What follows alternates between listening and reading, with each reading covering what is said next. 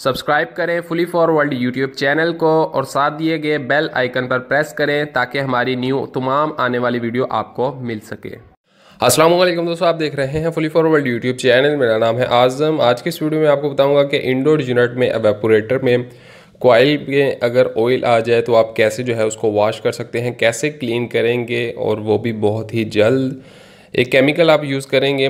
यहाँ पर जो है आपको सिंपल इसके लिए क्या करना होगा, एक जो है इसका पाइप ओपन रहेगा और एक पाइप पर आप अपनी लाइन लगा लेंगे जो एयर लाइन है, जिसे हम गैस चार्जिंग भी करते हैं, प्रेशर देने के लिए यूज़ करते हैं। अब यहाँ पर आगे आपको क्या करना है, चलिए वो देख लेते हैं। लाइन में जो है आपने CTC का यूज़ कर लेना है। आप पेट्रोल का भी यूज़ कर सकते हैं लेकिन CTC बेस्ट है क्योंकि ये जल्द खुश्क हो जाती है।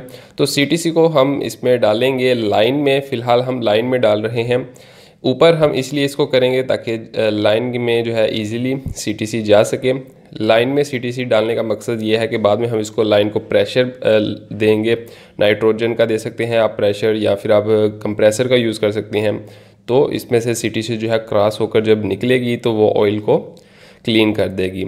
अब इसी तरह हम इसमें CTC का यूज़ कर लेंगे।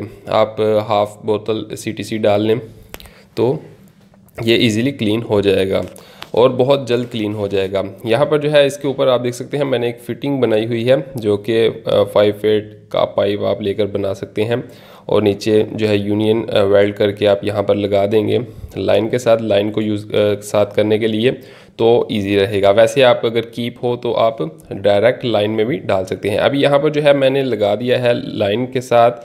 अभी नाइट्रोजन का सिलेंडर मेरे पास मौजूद है तो मैं नाइट्रोजन के प्रेशर से ही इसको क्लीन कर दूंगा। आप ऑक्सीजन, नाइट्रोजन या फिर आप कंप्रेसर के साथ भी कर सकते हैं, लेकिन इसके साथ जो है ऑक्सीजन या नाइट्रोजन के साथ जो है आप जल्द वॉश कर पाएंगे क्योंकि इसका प्रेशर ज़्यादा होता है। आप देख सकते हैं ये CTC क्रॉस होकर फौरी जो है आ चुकी है और इसको हम फ्लश कर रहे हैं और इसका ऑयल जो है आप 5 मिनट में जो है इसको क्लीन कर पाएंगे।